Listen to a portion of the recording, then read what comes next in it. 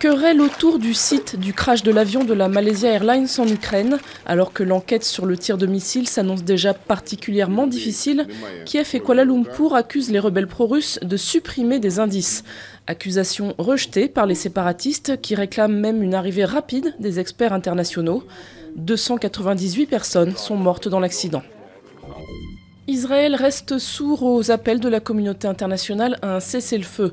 Au 12e jour de son offensive sur Gaza, les services de secours dénombrent plus de 330 Palestiniens tués, plus d'une quarantaine pour la seule journée de samedi.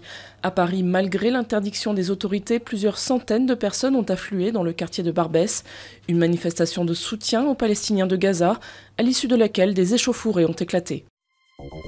La piste du drame familial privilégié après la découverte des corps d'une femme enceinte et de ses 2 enfants de 1 et 5 ans dans le Val-de-Marne. Tous ont été retrouvés égorgés vendredi soir dans leur domicile du Perreux-sur-Marne. Injoignable depuis le drame, le mari et père des victimes est activement recherché. Plus de 60 000 cas en Guadeloupe, près de 50 000 en Martinique. La lutte contre le chikungunya est un enjeu majeur aux Antilles. C'est d'ailleurs l'objet de la visite de la ministre de la Santé Marisol Touraine qui veut remobiliser la population. Saison des pluies oblige, l'épidémie sévissant depuis plus de 7 mois risque de se prolonger.